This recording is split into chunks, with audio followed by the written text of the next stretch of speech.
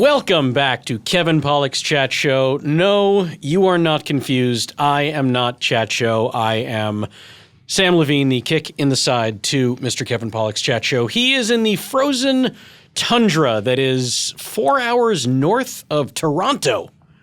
I don't know what he's doing there. I think he's clubbing baby seals. No, that's not what it is. He's going clubbing with babies.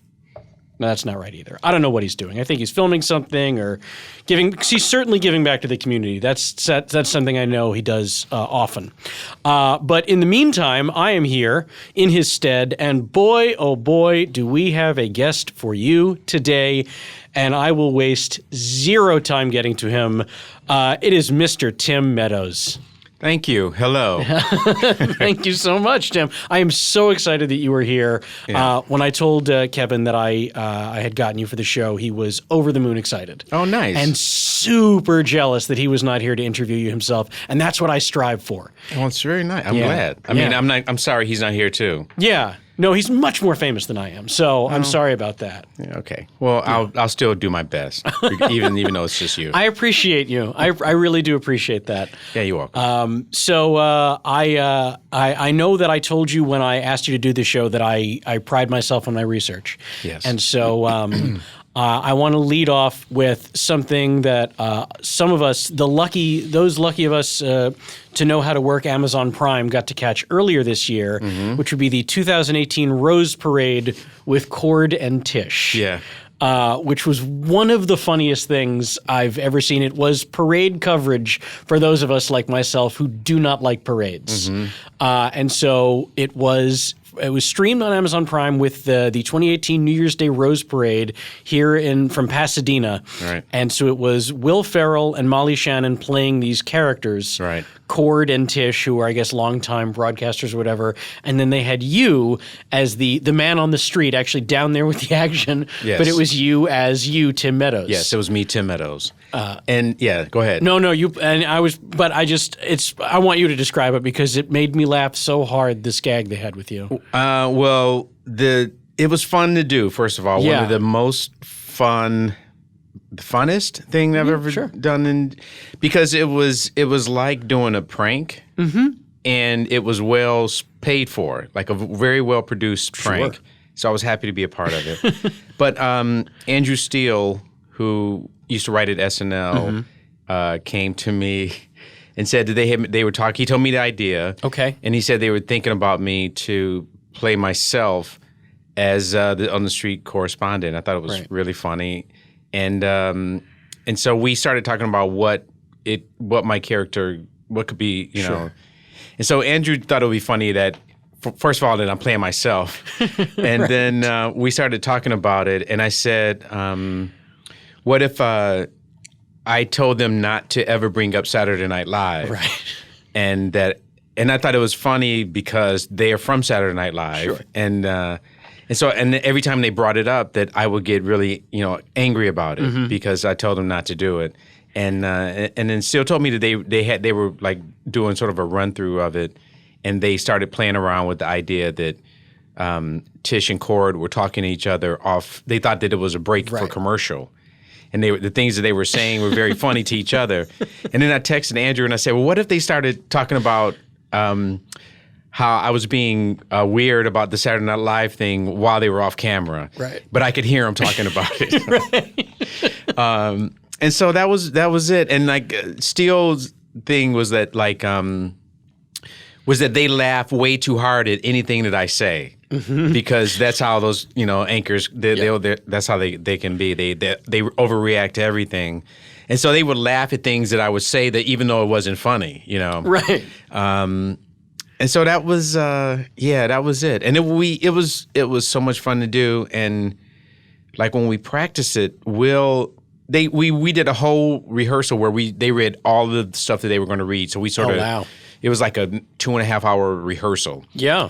And Will and Molly, they did it probably like at 30-40%, and then the day of the thing, it was like, oh yeah, this is happening. Like we're going to actually do this, and nobody knows about that we are real. Oh yeah, And so we started doing it, and Pharaoh, who is famous for a reason. He turned it up to 110. Yes, he did. He was so energetic and excited, and like the things that cracked me up about it was the reaction to seeing Earth, Wind, and Fire on the float. That was unbelievable. They started dancing and singing and stuff. And then there was another beat where they were talking about one of the floats was made of moss something? Oh. Miss Moss or something like that. And they just kept saying that word, mink moss. And they kept saying it over and over and over again and saying it in different ways. Yeah. And I thought it was so funny. I was really honored they asked me to do it. I don't blame you. It looked like you guys were having a tremendous amount of fun out there, and there was that woman an actual woman who tried to ask you to get out of her way. Yeah, because I'd already been there, and the parade had been going on for like 30 minutes or something. Yeah. And then, she crossed over right when they kicked to me. Her timing couldn't have been better. It was so perfect. And then she goes, I go, yeah, you can come through if you want to, ma'am. And then she goes, it'd be great. You're in my way. I can't see the parade. Yeah. And she was like really upset about it. And then, my instinct, because I had just done stand-up that night, so my instinct originally was I'm going to like rip her apart. I wanted to go, shut up, sit down, old lady. Yeah. But I didn't, and I realized because I was like, I'm on television, and me ripping into an old white lady is not going to play well. They would take us off. And so I kept it really calm and stuff and was trying to be very polite to her and stuff. Right. You reminded her that she could watch the parade, a much better view on Amazon. On Amazon, Prime. Yes. I threw her to a commercial. Which was great. I did a commercial for the thing. But so it was really fun. And it was really just like I said, it was like I felt like I was part of a prank. And I loved the reaction that people had to it online. Some people were angry that they were talking too much. Because I don't know if they thought it was a real coverage or I read some of those reviews. They're amazing. Yeah. All the 5-star ones, they're 100% on the joke. Yeah. But then there's a bunch of 1-star reviews. I don't know who this Cord and Tish think they are. Yeah. But, and I kept thinking you're watching it on Amazon though. So what were you expecting? You know what I mean?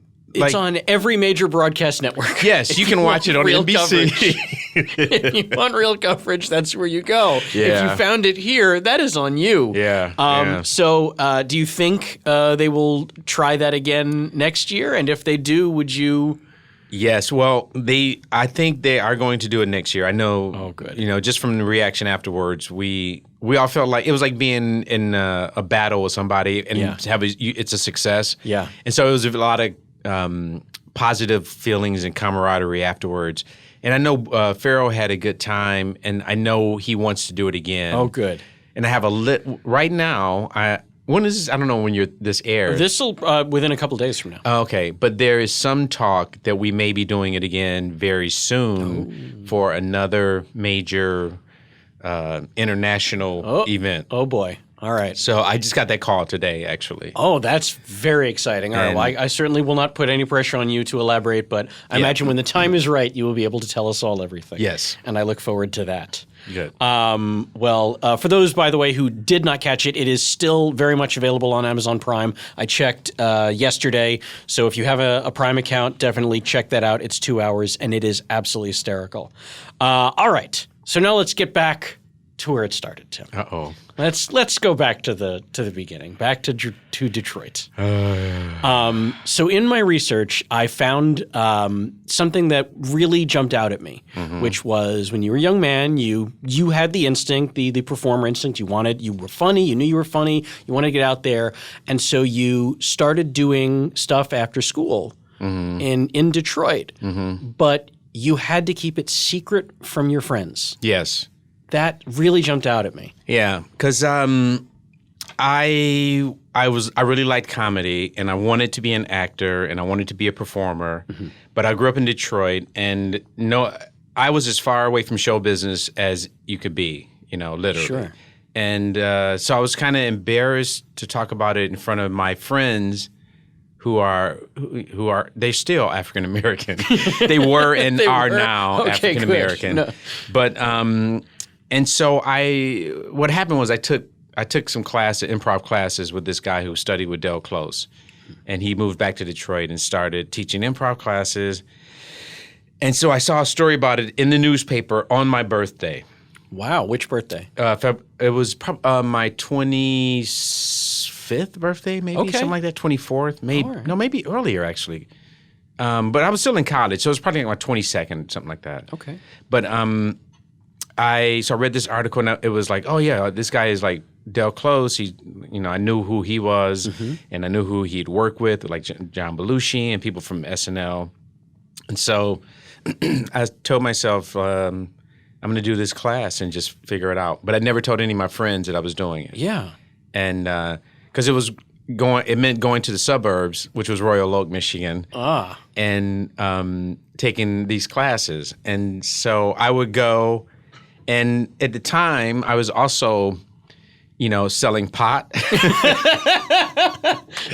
Okay. And me and some friends we had a house and we sold pot from our house. Wow. And so there was times when I was supposed to be on duty at the house selling weed. Oh man. And I would be like, I can't be here. And my friends, they would be like, well, what are you doing? Yeah. And I was like, I didn't want to tell them that I was going to do improv in the suburbs. Sure. And so that became sort of like it became a secret. I would just say I'm going out on a date or I got something else to do, Wow. And so I really hid it. And then finally we started doing shows, whatever, we can go to anything you want. But we started doing shows, and then finally, after I thought I was decent at it, I invited my friends to come and see it. Oh, that's good. And so they ended up coming to see me perform occasionally, and they were all like, they thought we had learned this, we rehearsed everything.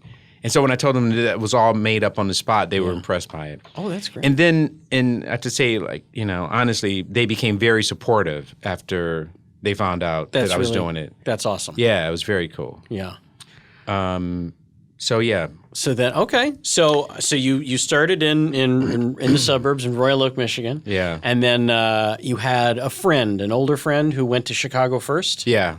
This guy named Mark Beltzman, who's a comedian and teacher now, does improv. Oh. But we did improv in Detroit, and we did it for like a year or so, and then we broke up. The group sort of broke up because I think people just got tired of like trying to find places to play. Sure. And like with any improv group, it becomes like infighting. And right. What was the name of the group, by the way? It was called the Detroit Times Theater Company. Okay. Very creative. It was dumb because we didn't put improv anywhere in the name of the group. We thought we were being funny that we didn't mention improv. Well, it's better than like Hitler's Underpants, which would have been very... Yeah, ahead of its time. We got into stupid names later. Okay. But back then we were trying to be like an actual theater company. But yeah, so Mark moved to Chicago after we broke up. I went back to work. I dropped. I guess I sort of was still going in school and working for this company in Detroit. I was an office. I really was just an office guy. Yeah. Like I was like, did whatever they wanted me to do around the office. And then I was always dedicated to my job. I worked really hard, and this one engineer in this company asked if I could be his like personal assistant. Okay. And then I started just working for him mainly, and then I started thinking about like, what do I want to do? I was like, I don't want to do this forever. Yeah. I was like, I don't want to work for an engineer. And because there came a point where they were talking, the company was from Canada. They built this thing called the People Mover, which in Detroit, which turned out to be a lot like that episode of The Simpsons with the train. Remember that episode? Oh, the monorail. Monorail. Yeah. It was a lot like that. Okay. Where this company from Canada came, they built this train system that was like electronic, but it went nowhere. Oh. It really circled the downtown area. Right. And so, and it was millions of dollars in debt. And the company, they were almost done with their portion of it, and they were going to go back to Canada. And the guy who I was working for said, would you like to come to Canada and keep working for our company, Ooh. And so I was like, man, I don't know. I don't know if I want to go to Canada to keep doing this fucking job. Yeah. And so, but it was a nice offer for a kid, a young man in Detroit. And so I thought I got to do something. Yeah. And so Mark moved to Chicago. Me and some friends went to visit. And it was like it was just like this awakening that I had. Because there was this whole community of people that were doing improv. Yeah. And in Detroit, it was just us. It was like 7 people. Yeah. And then to see this community, that they had places you could play. The community was supportive of each other. People came to the shows and this was like mid 80s, right? Yeah. So it was huge. It was huge, but it was really like long form was just starting out, like long form improv. Right. The Del Close. The Del Close and Harold's and stuff like that. And so so I just like I said to myself, this is the true story. I was like, I got to make a decision what I want to do with my life. Yeah. And I was a big fan of the Talking Heads. Okay. And they had a movie, a concert movie called Stop Making Sense. Sure. And I went and saw that movie 2 or 3 times while I was in Detroit because it was a limited run at the Detroit Art Institute. And after the movie, I went by myself because nobody knew my friends. They're black. They didn't fucking care about the Talking Heads. Okay. But I went, and after the movie one night, I was sitting in my car, and I was thinking, those guys had to make a decision one day. Either they're going to be art students in Rhode Island, art school, whatever it is, Institute of whatever. Yeah. Or they decided to be musicians. But a point came when they said, we're going to do one of these things, and they went to music. And I said in my car, and I said, I got to do that right now. I got to make a decision. Wow. And so I said, I'm going to give myself 5 years. I'm going to go to Chicago. I'm going to work. And I had my saxophone. I played sax in the band coming up through high school. So good. And I said, even if I can't get a job and I have to play my sax on the street for money, I'm going to do it. I'm moving. That's great. And so I told the guy that I was working for, and he goes, I'm going to give you a bonus on your last day because I'm really proud that you found out what you want to do. Yeah. I don't want you to use any of your vacation money. I'm going to you get your vacation money. I'm going to give you a bonus, and I want you to save every dime that you make. You can work overtime. You can come in. You can bill us as much as you want.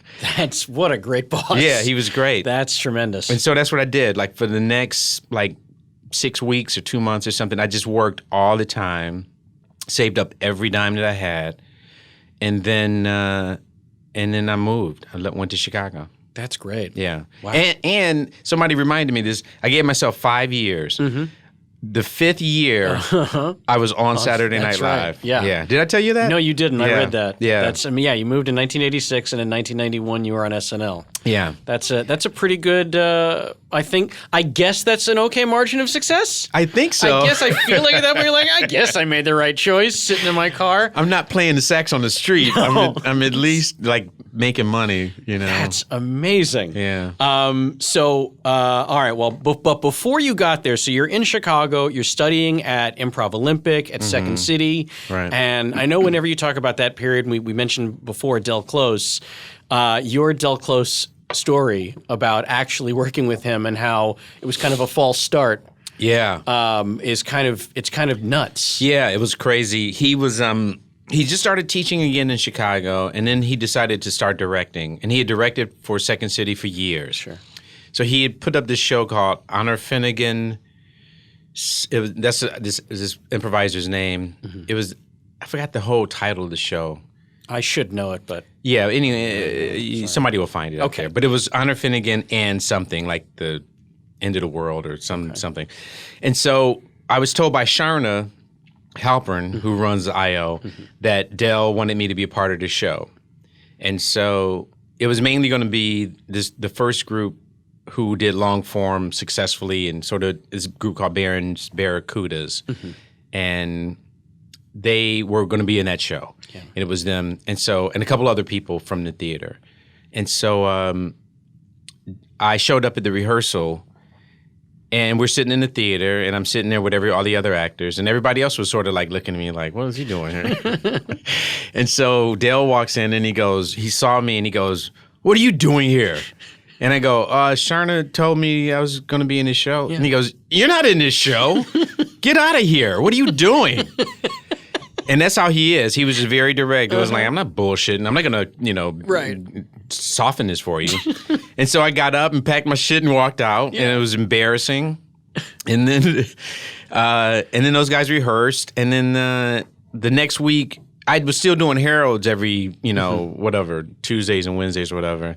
And we had a good team, so we would have successful shows, and Dale would see it.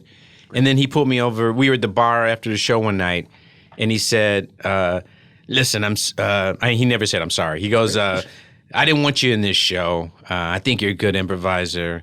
But I promise you this next thing that I direct, I will hire you to be in it. So I was like, okay, cool. Sure. So anyways, so next thing I know, I auditioned for Second City's touring company. I get a job touring with a really good group of people. Yeah. Amy Sedaris, who else? Jane Lynch was in my touring group. I'm just naming people you would know because there were other great people. Was Pasquazi in it also? Pasquazi was in it before me. Okay. Oh yeah. But, he's a few years older. Yeah, but he was in that same era of people. And so I got hired as in a touring company, and so I toured for a year and had a blast. That's great. And then after a year, Del had been teaching, and then he decided he was going to direct the Second City, the main stage show. Yeah. But he said he would only direct it if he could have the cast that he wanted. Yeah. And so he hired me. And in Second City, you don't go from touring company to main stage. Yeah. You go touring company, ETC, Northwest. You work at one of the other smaller theaters. And so when he put his cast together, it was Chris Farley, myself, David Pasquazi, Joel Murray, this guy named Joe Liss, Holly Wortell, and Judy Scott, the other actress. And so I jumped from touring company to main stage. Yeah. And a lot of people were not happy about it because they thought they were going to get it. No, I don't know. No, there's no bitterness between improvisers. I don't know what you're talking there's about. No competition at all. None whatsoever. It's a very supportive community. Very supportive on stage. Exactly. And so... Yeah, and so he put me in the main stage cast. And it was just what he said. Yeah. My next show that I direct, I'm going to hire you, and that was it. I was like, it changed my life, literally. Sure. It changed everything. Oh yeah. And he was great. I learned so much from Dale, and it's crazy because people that have a big influence in your life, I think about them in some way every day. Yeah. Because I'm acting all the time too. But like and doing stand up, it's a lot. It was a lot of fear going into doing stand up. Sure. And I would tell myself every night, like, I have to face this fear. Mm-hmm. I got to do it. There's no back, And that was one of the rules Dale would always talk about. Was like you have facing the fear on stage, and not being afraid to go places on stage, and being honest on stage, and like I learned so much from him. And yeah, like he changed my life, literally. That's tremendous. Yeah. And so you mentioned it, and I saw this, that you are doing stand-up now. Yeah. But you've only been doing it about 5-6 years? Is a little bit longer now, actually. Oh, okay. Yeah. Obviously, my research is a little old. That's it, by the way. That's all I have on you. It's everything. So you've been doing it a good handful of years now, but but you were not a stand-up when you were a younger guy. No. So how does that come about? How do you turn... how after 40 you're like, I think I'll just get into stand-up now, which is a completely different universe than improv and sketch. Yeah, it is. It was fearful because I realized when I thought about doing it, I said, if I bomb at doing this, I have nobody to blame but myself. Yeah. If the audience thinks that I suck, it's because I suck. Right. Yeah. Sure, you have no one to... I hit all my marks, but he was so slow today. Or why don't you tag me out? Tag me out of this scene. This is going nowhere. And so I give it up to stand-up, man. I mean, the guys who... It was a hard thing to do and to get used to. And but where did the idea come from that you were going to transition into that now? I kept having... ideas that I couldn't get out there. Okay. Like I would have ideas for like scenes or sketches or just jokes or stories or whatever. Yeah. And then I started doing an improv show when I moved back to Chicago. Mm-hmm. And so I would come out and talk to the audience at first. and then I would improvise with a couple guys, and we called ourselves Uncle Brother, and so Joe and Brad, the other two guys in the group. Is that Brad Morris? Yes. Who is so funny. Yes. For very, those of very you, funny. if you don't know him, you'd recognize Brad Morris if you saw him, people. Yeah, he's great. And a really good guy, and I don't get to see him as much as I'd like to. He's just great. He's great. But so the three of us would improvise, and then and so every night I would, come up with ideas to talk about, and then I started repeating the ideas or the material. Mm-hmm. And so we started going out and just doing shows. I asked my agent to, book us into some shows, whatever, So we just started going out and doing that. And it was the same format. I would do, 10 minutes of steady, regular jokes, and then they'd come out and we'd take a suggestion and improvise. But then I kept writing, and I'd go do open mics in Chicago. Oh, wow. And here in LA, I'd occasionally do something, like at UCB. Or they just closed that comic book store. Meltdown. Yeah, Meltdown. Yeah, that was Comics. such a great room. Yeah, it was really cool. Yeah. And so I kept doing that. And then we'd do these shows. And then I would have, 20 minutes of material at one point. Yeah. And then they would come out. We'd improvise for another 25 minutes. And then as I kept doing it, I was like, okay, now I'm doing 30 minutes. Yeah. I'm doing 40 minutes. Yeah, you've got a real road set. Act. Why do I need these guys? I don't need these guys anymore.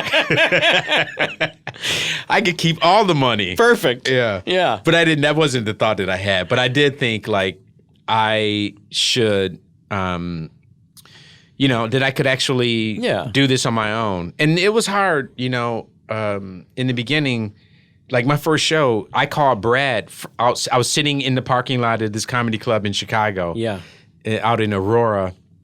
And I called him and I said, Brad, can you fly to Chicago and just come do the show with me? Because I don't think I can do it, man. I don't really think, I don't. And he goes, Meadows, you've done this already. Yeah. You've never, and he was very kind to me. He was just like, you've done it. Even if you just do the 20 minutes that you've already done. Yeah. And then just get off the stage if you get, but just do what you got. And he goes, I know you can do it. Yeah. And so I did. I went up and it was good. I had some bad shows, but it wasn't because I wasn't good. It was because the audience wasn't good. Sure. No, I too. I mean, most of my stand-up days are behind me, but I did it. I mean, when I was a kid, I used to do it in New York, and I would do 3-4 clubs in a night, and the first 3 would kill, and then I would do the exact same set at the 4th club, and it would just die. Yeah. And I'm like, nope, you guys are wrong. Yeah. There's no way. That is a mystery to me, though. Like, like it doesn't happen for me as much at all, really. I mean, because now I got to stand. I have my act, and I know how to add new material. Mm-hmm. But like when I've had bad shows, it is just like unexplainable. Like, I mean, the worst show I ever had as a stand-up was in the casino in Mississippi. Oh, boy. See, right there, you're already setting yourself up for disaster. If you say Mississippi, if that's, bad comedy is coming, and in a casino in Mississippi, forget about it. The problem with casino comedy is the only people in that room have already lost all their money and they're so depressed. Yeah. And so the casino's like, oh, we don't want you to leave. Here, have some free tickets to the comedy show. Get a laugh. Yeah. And there's nothing funny to them. And when you have one like I did where it's a room that holds 300 and there's 6 people in the room, it's going to fucking die. It's not going to work. And only 3 of them speak English. It did. And the rest of them are racist. They don't fucking want to hear about Obama in Mississippi, let me tell you. I'm sure. They don't want to hear it. No, they do not. And I had this show was so bad and I just kept doing the material. And then I would make comments, in between the jokes. And at one show, there was like a couple of like college students who came to see me who lived nearby. And they were dying. They were laughing. And so I had them. Sure. And I did 45 minutes. And I told the rest of the audience that the show was over. And I said, I'm just going to go down here and talk to these kids at this table. I think I got to do another 5 minutes to officially get paid. And so I went and sat down at the table with these guys, and I was like, so where are you guys from? And they were loving it. Oh, my gosh. Yeah, it was crazy. Oh, yeah, it's the best show of their lives. Yeah. No, and good for you. Yeah. It was unbelievable. Oh, I did a show in Baltimore once where the audience was they just sucked and were like angry. Like they seemed angry. Yeah. And I said to them, and I got a picture of it somewhere like on Instagram or something, but I went, fuck this. You guys, I'm working hard here. I flew here. I have kids in Chicago, and I'm not doing this for money. I'm doing this for my artistic expression, and you guys are being fucking rude. I don't even want to see you anymore. And I sat in the chair with my back to the audience for like 20 minutes. And I just mumbled into the mic, just was talking about these fucking people. I'm never coming back to this city. Oh, yeah. I started doing like scenes with me and my agent. Like, oh, yeah, Tim, Baltimore is going to be great. I was like, great? Fucking sucks as a city. And I did that for like 20 minutes. I swear to God. It would not turn around to the audience. And then they started getting into it because it was different from what the energy changed. Sure. You know what I mean? Sure.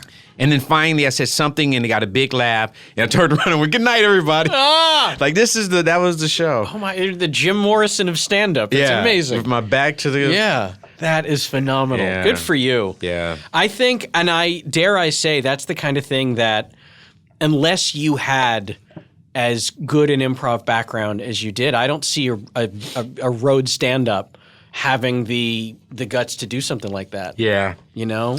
Yeah, I mean... So that's great, though. That's good for... I mean, so many stand-ups start just doing stand-up. Yeah. You know, and for them it's all about stage time, and maybe they do an improv class, but they never really take to it. And so I've always thought that the muscle that you develop, your thinking quickly muscle that you get from 10 years of improv training lends itself so well to stand-ups, and I'm always surprised I don't see more of them. Yeah.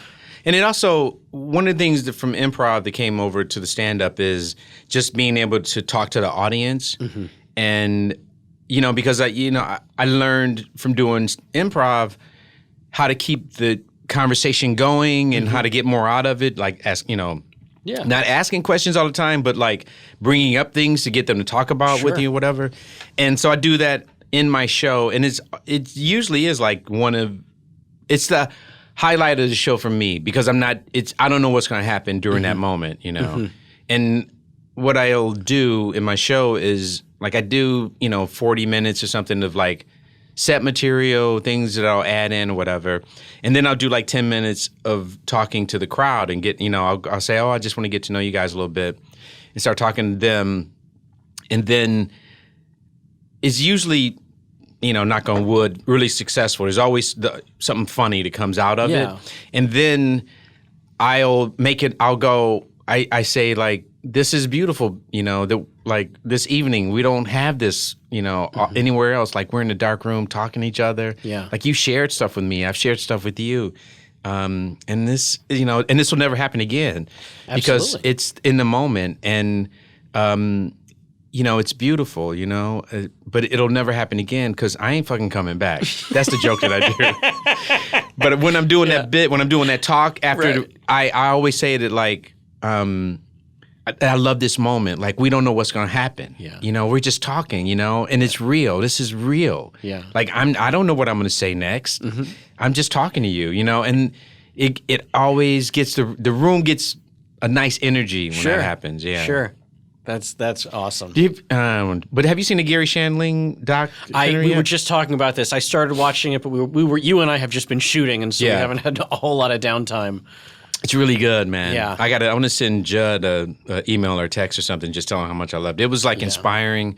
And that is the reason I say that is because Shandling talked about that, like in this thing, in this documentary about like being real and being in the moment, like with an audience and being totally honest and that's what like inspires him, and to like reach those moments with people. And I really do. I try to do that in the stand-up show when I'm talking to the audience. I like that feeling. And I always say to them sometimes, I say a bunch of stuff, but I tell them like, this is like, you're seeing, it's like seeing Miles Davis in the 50s right now. I don't know. This is all improv, baby. That's great. Yeah. No, but you're absolutely right. I mean, if you think about, and I don't want to get too inside baseball here, but if you think about like comics and people who talk about like, oh, did you see so-and-so do this set at this club? Like the Tig cancer set. Yeah. Which people still talk about out here in LA, and I've heard people talk about it in New York. Like, that's one of the most real sets that has ever existed in comedy. Yeah. And it was so funny and so beautiful because of how emotional and real it was. Right. And you can't fake that. Yeah. Is the problem. So if you are lucky enough as an audience member to ever be in a room with a comic who is not afraid to get real like that, then consider yourself very lucky. Yeah. Yeah. She's great too. She's so wonderful. She's I did a comedy festival in Canada or somewhere, and I got to watch her show, and I really loved it. I don't know if she does it all the time, but that night she seemed like she didn't have material. But she has material. Oh, sure, yeah.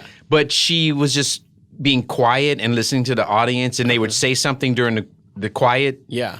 And then she would respond to it and start talking like, and then she would go off into other things, But the whole set that she did was so on the edge because you didn't know if she was honestly not doing anything. Right. Because she would say stuff and then she would just be quiet and just watch the crowd, like watch their reaction. And then somebody would say something and then she'd go off into something else again. Yeah. She's so fucking good, man. She's terrific. All right, but back to you. Yes. All right. Now, how much more time? Oh no, please! I look at this. I have this enormous list. We've barely made a dent in it, but it's okay. We don't have to get through the whole thing. This is just in case. We're not. This is not homework for you. But all right. So I do. I hate to make you retell this story, but it's just so fucking great. I hope I can remember it. No, you know it. There's no way you don't know this story.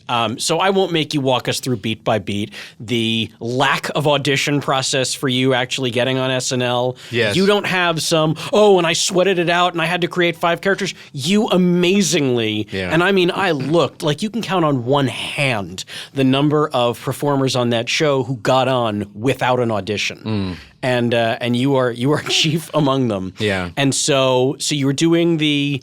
I'll spare you from telling us. You're doing the show in Chicago, and Lauren and the producers kept coming out, and everybody, including you, assumed they were just there to see Farley. Right. And you and he were in a lot of scenes together, and so then you get that call, hey, come to New York. Right. And so they ask you to come on as a writer. Yes. Originally, that's what I thought it was. It really was like we want to talk to you and see what like what we think we want to do with you, Right. But I was under the impression that I was going to come on as a writer. Yeah. And I went out to New York and met to meet with Lauren, and I don't know. There's like a lot of different things in this story. So here's the one I'm looking for. Okay. So there was a scene, or I guess it wasn't a scene. They were supposed to be. Tom Hanks was the host. Yes. Okay. And they were doing the Five Timers Club. Right.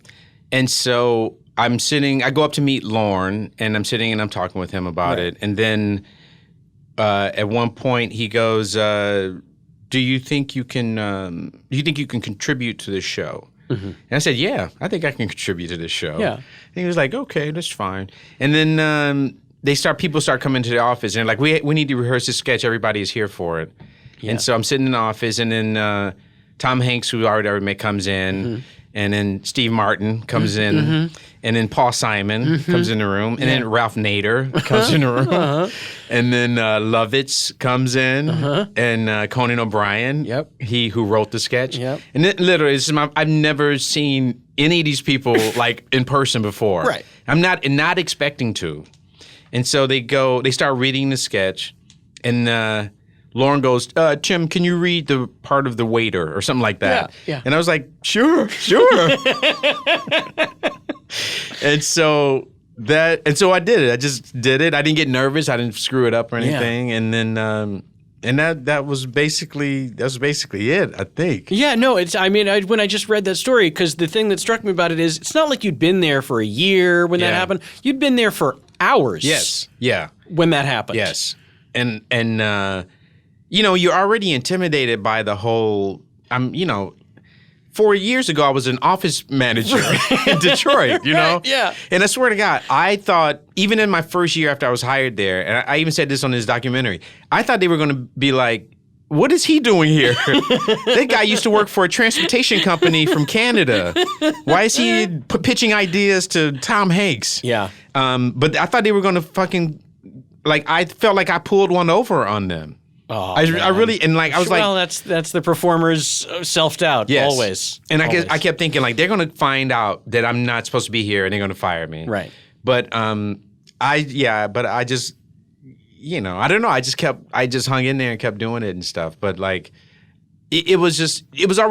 was already intimidating just being there. Mm-hmm. You know what I mean? And so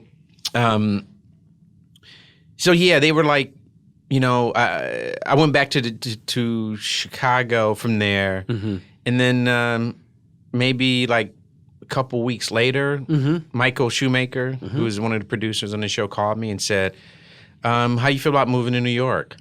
And I was just like, "Fuck, yes, I'd love to." Yeah. And I was reading, and I got diaries and stuff, And that's great. I wrote that night. Yeah. I wrote about it, and when I saw it recently in my thing, the thing that I've forgotten about, because that was such a big moment, was that I had just had sex with this girl when I got the phone call, and I was in my diary and I was like, "Oh yeah, there was a girl there that day when I got that call," because we were literally still in bed, according to my diary. Wow. Yeah. I wonder if she tells that story.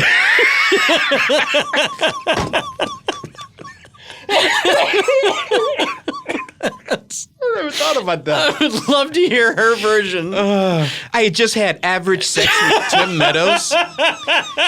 And then all of a sudden, his landline rings, because we didn't have cell phones back then. That's right. And then he's just running around the apartment naked and dancing, talking about I got it, and how he's going to be dating models instead of Chicago girls like me. And I was so bummed I didn't poke a hole in the condom. I could have had him.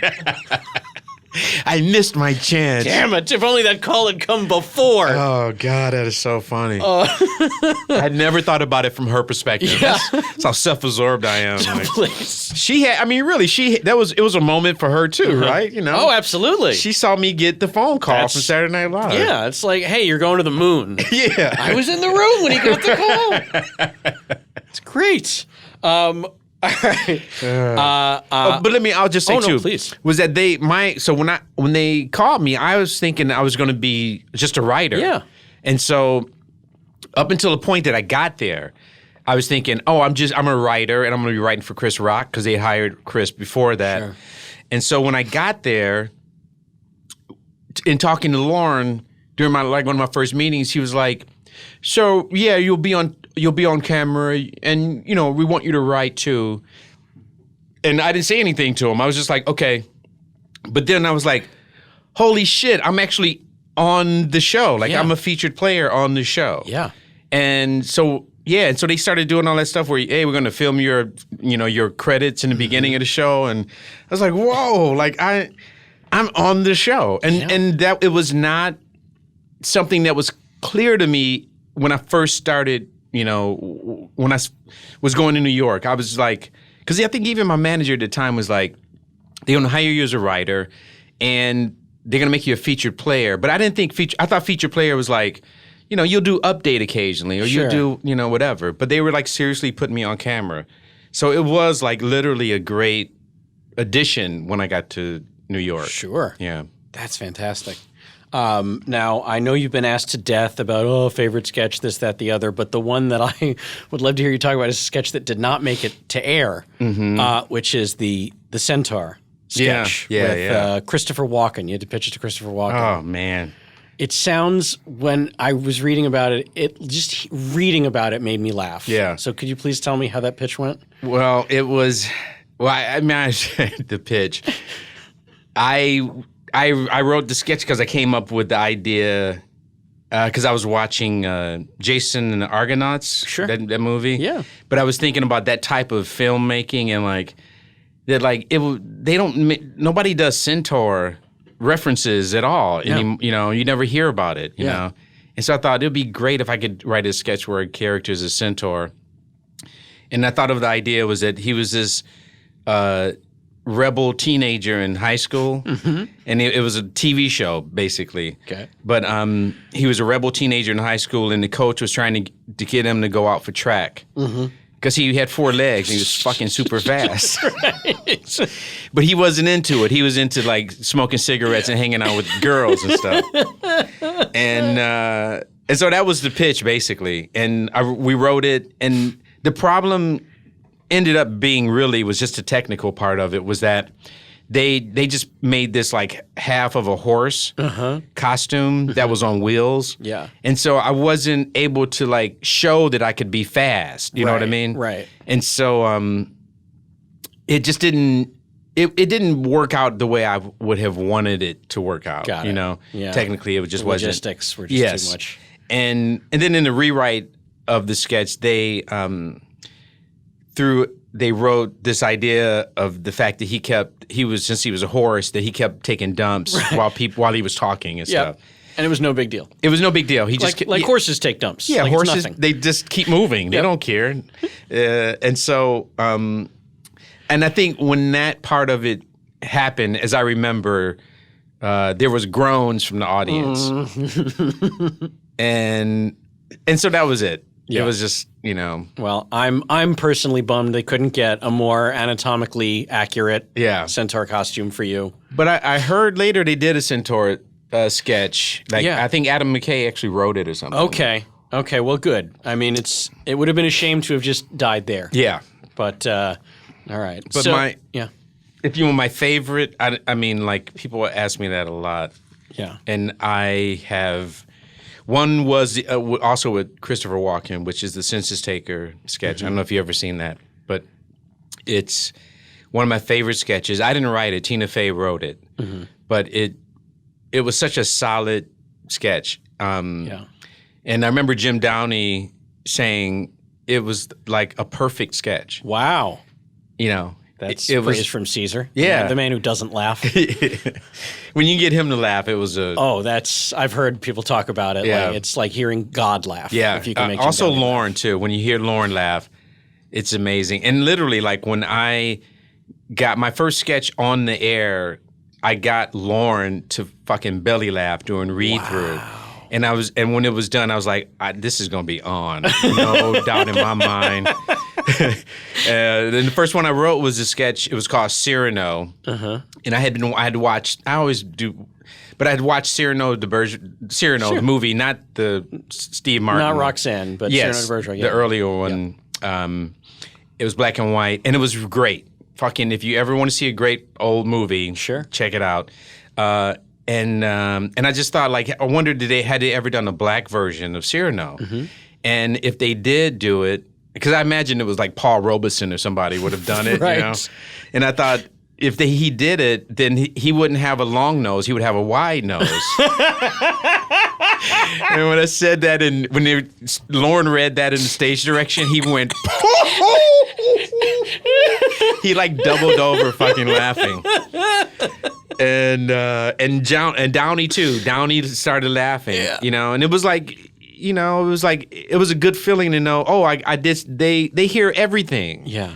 And so to get them to laugh like my third show in was very rewarding. And it was written for Alec Baldwin and myself, and Jan Hooks was the female in it. And so the joke of the sketch was that I was Cyrano, had a wide nose, and I was helping Christian, Alec Baldwin, woo Jan Hooks' character. Got it. But with a Barry White type of like flow. Yeah, baby, listen. Once you drop your beautiful corset down and let me touch your sweet body. It was like that kind of stuff. It was really fun. That was a really fun thing to see. Wow. And I had a great moment. I mean, I was just talking. I've had too much coffee. No, this is great. But there was a moment when I was there, and like on Thursday, you know that your sketch is going to be produced and everything. And Mike Myers, who was on the show at the time, was also a good friend from Chicago. and he came into my office. I think it was on a Friday, and he was like, put everything down. Come on, I want to show you something. And I was like, what? And he goes, I want to show you your set. Oh. And we took a ride down, and he goes, you haven't seen your set yet, have you? And I went, no, And he goes, I'm glad I get to share this moment with you. Wow. And then he took me over and showed me the set that they had built for the Cyrano. Yeah. And it was like the corner in the studio, and it was just like a balcony with, ivy on it. It looked real. Yeah. And he goes, that came from your head. Yeah. That came from your head. And I was like, fuck. Like, it was amazing to see something that you had just thought of in the desperate moment of like trying to keep your job actually be produced. You know what I mean? Oh, sure. That's huge. Yeah. It's a huge moment for any writer, any performer. Yeah. And Mike was sweet, man. He was like, I'm glad I got to share this with you. That's really know? nice. Yeah. That's awesome.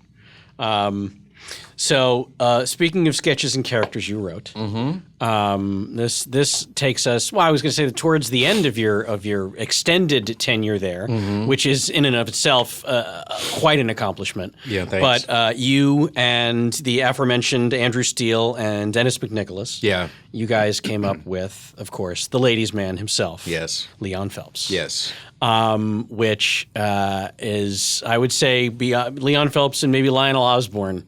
Yeah, were probably the two. I'm guessing those are the two people ask you about the most. Yeah. And I when I was reading that, I was like, oh, I got to not be Lionel Osborne when I'm interviewing him. Yeah. I almost wanted to do that as a bit. Lionel Osborne? I almost wanted to do my take on Lionel Osborne to see how long it would take you to catch on to what I was doing. That's funny. But I'll spare our listeners my attempt at that. But with Leon Phelps, I mean, everybody remembers that character. It was a classic recurring character. It was tremendous. And I always wondered how you found the Leon Phelps voice. The voice I found through a few different combinations of. One was I used to make crank phone calls. Of course. And I started just changing my voice for the crank phone calls. And then I realized if I did a lisp that it sorted through changed the way that I sounded. And so I used to talk like this, and I used to do it kind of badly. But as I kept doing all these crank phone calls, I got better and more confident. And then, so that came from just, I don't know, because I ended up doing this character in a sketch called G-Dog on Saturday Night Live where I did that voice. Okay. And in that sketch, it was a guy he was a rapper who had a song called I Want to Do the Nasty. And it was a sexual dance. And then he hurt his back while he was doing the dance for rehearsal. And he couldn't do the nasty anymore because he'd hurt his back. And so it was with Anthony Edwards, actually. And so that was like the first time I'd done it on the show. And then one summer, I did a very elaborate prank phone call to a radio station in Chicago. And I had David Schwimmer was the guest on the show, on the radio show. Excuse me. And so as my character, I started asking him questions about hosting Saturday Night Live. Oh, my God. And I was like, yeah, what was that like, being on Saturday Night Live? That must have been fun. And he goes, well, I didn't really have that great of a time. And I went, what? You got to be kidding me. That sounded like he was like, no, I don't know, the writers, they didn't really write for me that much. I didn't really feel like I had a lot of input. And I went, hey, David, this is Tim Meadows. He went, oh, Tim, no. Okay, internet, I am putting this out there. Please, someone find that interview. I'm begging you. Find it and let us know. It was in Chicago. And so anyways, but I was already on a streak of calling radio shows that summer. Oh, wow. And so I had this character so fleshed out. And the thing that I always think back and laugh about is that when I came back to the show in September, other people on the show had done movies and comedy specials and toured. And when they came to me, I did prank phone calls to radio stations in Chicago for the whole fucking summer. Yeah, that's what you did in your off season. Yes. That's great. But the positive side of it was I had really fleshed out a character. Yes. Like, and so just in talking, I was talking with Andrew Steele and Dennis, and I told them that story about David Schwimmer. And I went to a couple of other writers too. Yeah. And I said, if you guys have any ideas, maybe I should do it on the show. And I told those guys last, Andrew and Dennis. And I said, let me know if you got any ideas. I walked to my office, and I swear to God, 5 minutes later. Yeah. Yeah, what's up? Hey, Tim, I won't do Andrew. But they go, we got an idea for that character. Don't tell anybody else about it. Just please don't, And so I went to their office later, and they just told me he hosts a love show, a love call-in show. He gives bad advice because he's from another era of courting. Courting, exactly. But he believes that his information is good, and he's very confident in it. Yeah. And so they would ask me questions, and I would do the character. And then literally we would just sit in the office and just laugh our asses off.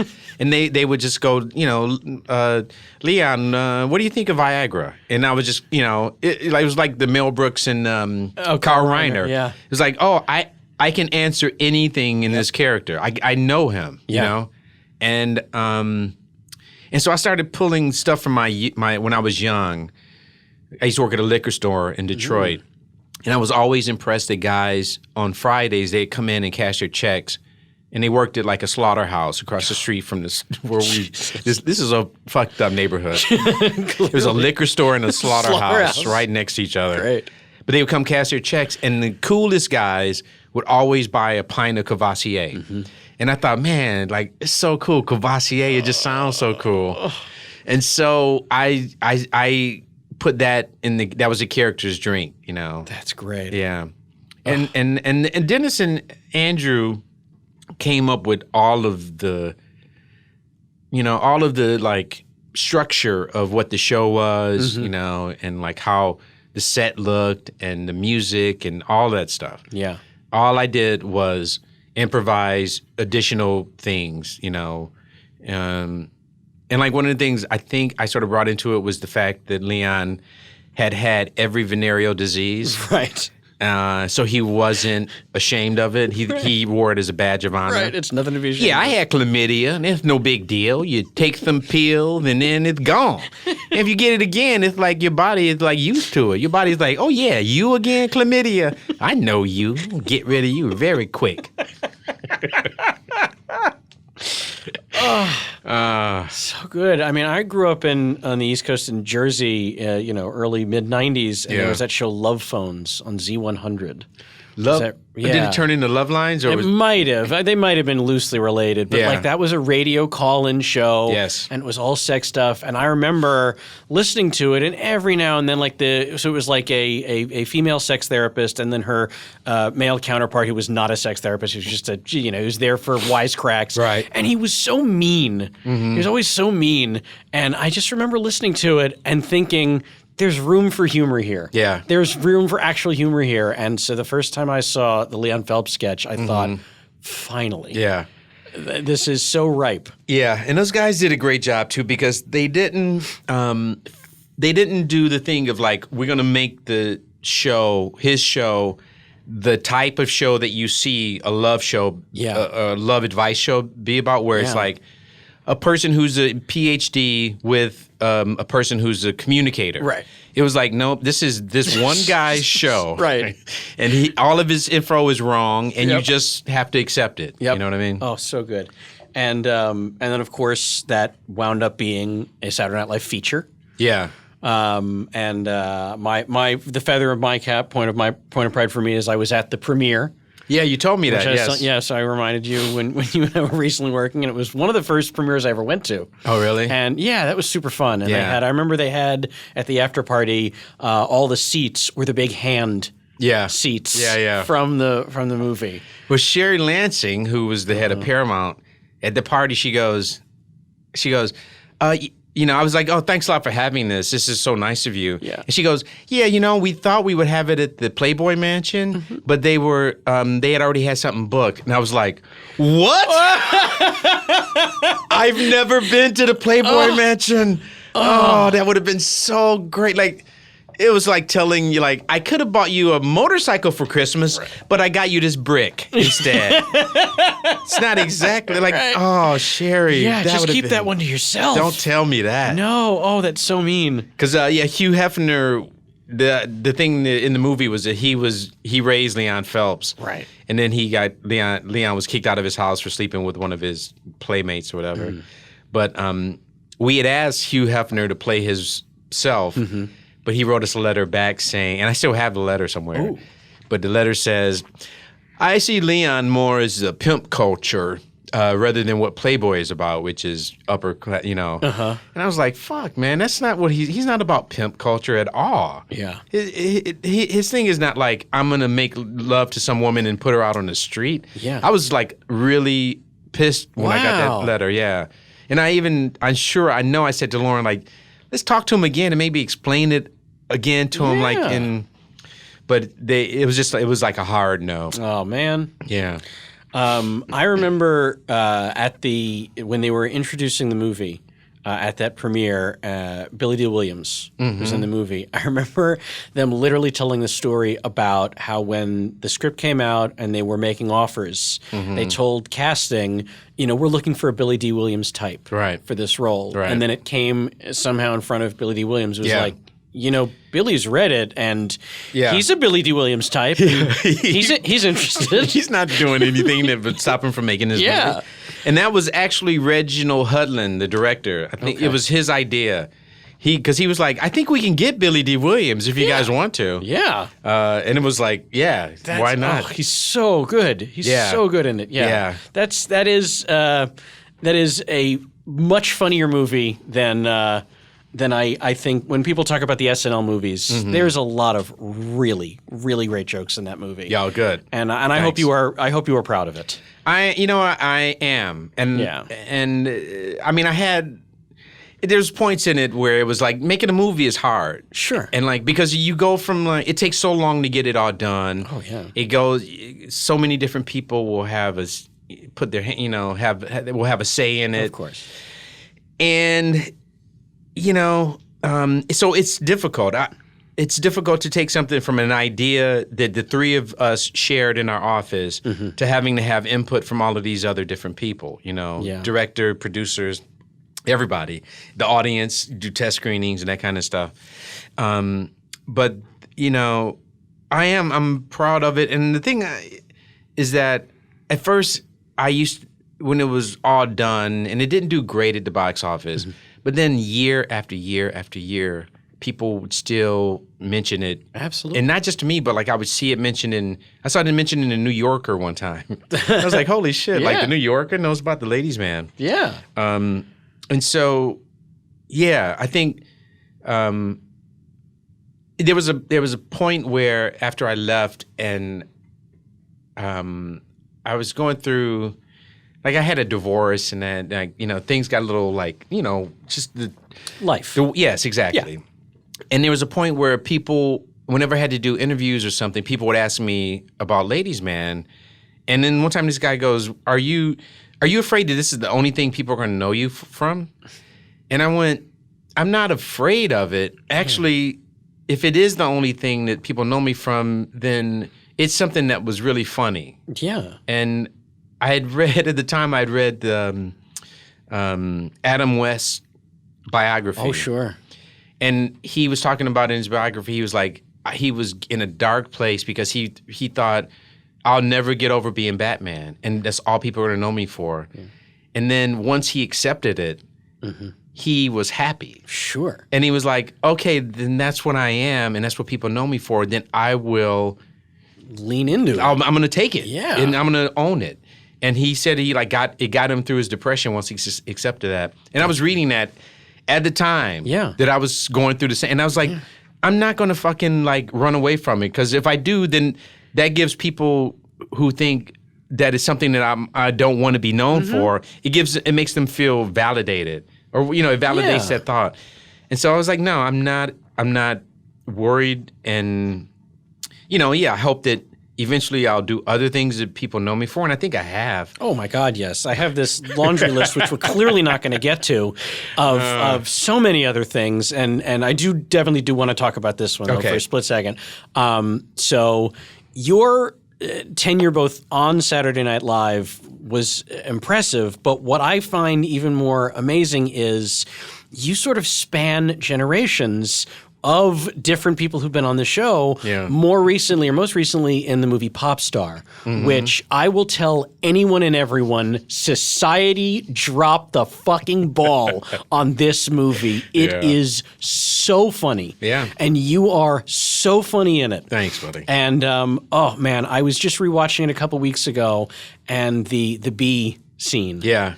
With the bumblebee. I mean, if I don't want to ruin it for people who haven't seen it because I'm doing it a disservice, I cannot possibly walk you through the scene. You have to just watch this movie. Yeah. But I just love that those guys, the Lonely Island guys, have the respect, and it's like, oh no, it'd be great if Tim were in this movie. And you play the manager of the band Style Boys, but mostly Connor for real, right? The Sandberg character, his manager. And so I'm just curious, like, what was the collaboration process like there? Did they reach out? Yes, they did. They reached out and they asked me if I could come in. They first, because I had met Andy at a thing in Washington for Will Ferrell. Okay. And we hit it off really well. And so they wanted me to do FaceTime, just talk to Andy. Oh, sure, okay. And so I was in Chicago and I have kids and stuff, and so I was like, it's not working out, guys. I'm sorry, I just don't have time to FaceTime and sit down and talk. But I would love to do the movie if you guys want, Yeah. And so they said, just come, like when you come to LA, come in and we'll just sit and talk and we'll look at some scenes and stuff. And then that's what we did. I came in, we read some scenes on camera, and that was it. And then they go, we'd love it if you want to do it. Perfect. And it was so much fun. Oh, I'll bet. I love those guys. They are the nicest guys. Yes. They are so their collaboration mindset is second to none. Yeah. I've never had the pleasure of getting to work with them, but I have seen them in their element, being creative, and it is such a wonderful environment. Yeah.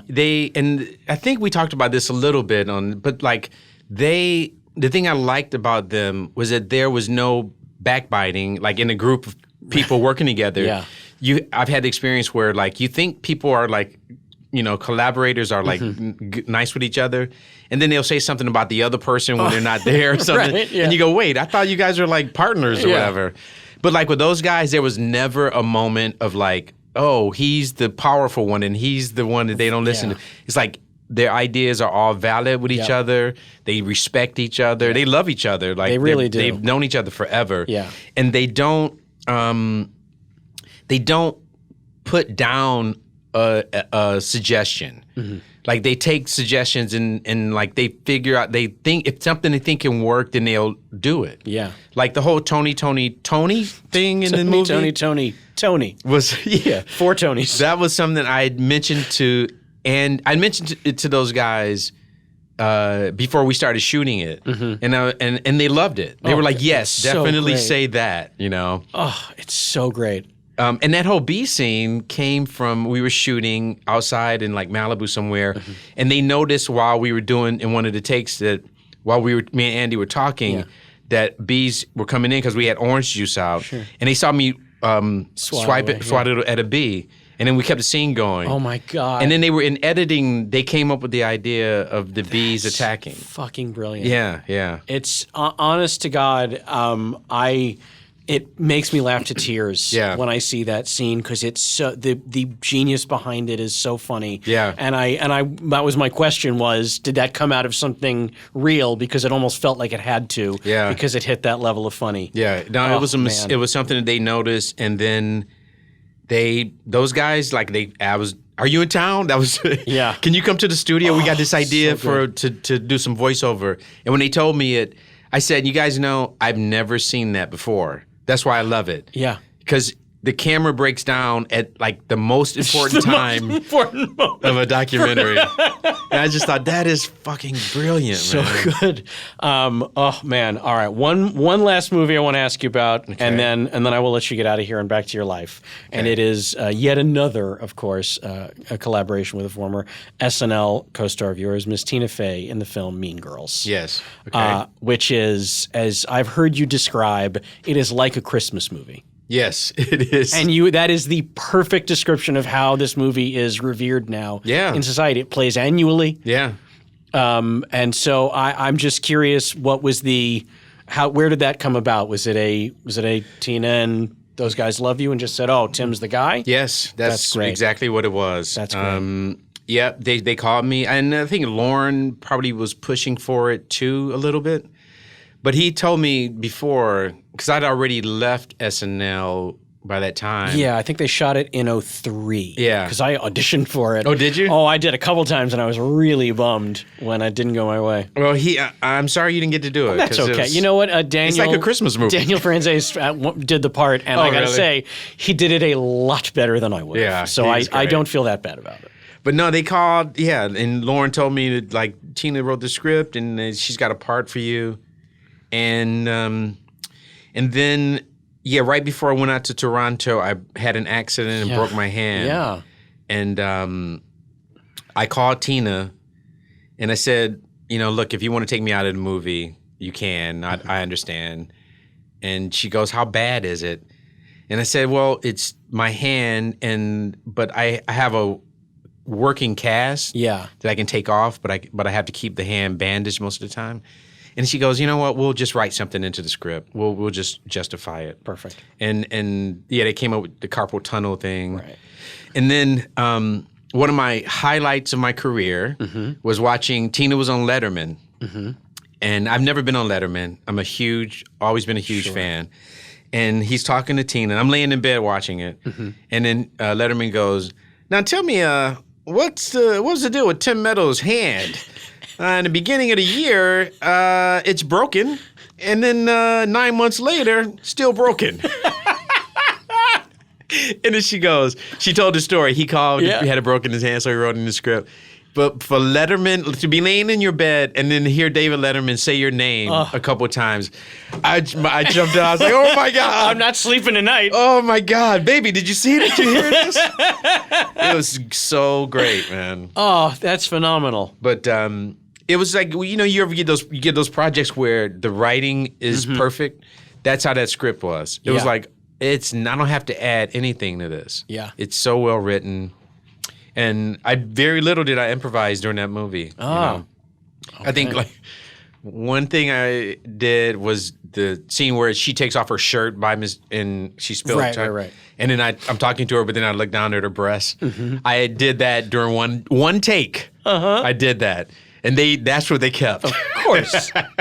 Of course it is. If you do one take where you accidentally fall, know that's going to be in the movie. That's the one. Yeah. Oh, yeah. Oh, man. So, that was that. And it was a fun shoot, and I loved Lindsay Lohan. She was a blast to work with. I know you organized kind of a field trip when you were shooting in Toronto to go see Chris Rock, right? Yeah. And you turned into Mr. Duvall. Like, you turned into the group chaperone dad. Yes. Where is everybody? Yeah. Okay, I got your tickets over here, girls. Come on, line up. And then I had to make sure everybody got seats and stuff. And then it turned out I didn't have I didn't have a ticket. Right. So I gotten everybody tickets except for myself. Mm-hmm. And so Rock was just like, just come backstage, and then when the show starts, just go out and watch it by the sound booth. But it was fun. They were great. Yeah. We had a dinner before the movie was shooting to sort of everybody in the cast get to know each other, and it was basically just me and the women in the movie. Mm-hmm. And then we were at a restaurant. I ordered a glass of wine, and then they started ordering glasses of wine. And I went to the waiter. I go, I'm sorry. I don't know if these guys are over 18 or 21. Like, I was like, are you? Who's old enough to drink? Because don't get me in trouble here.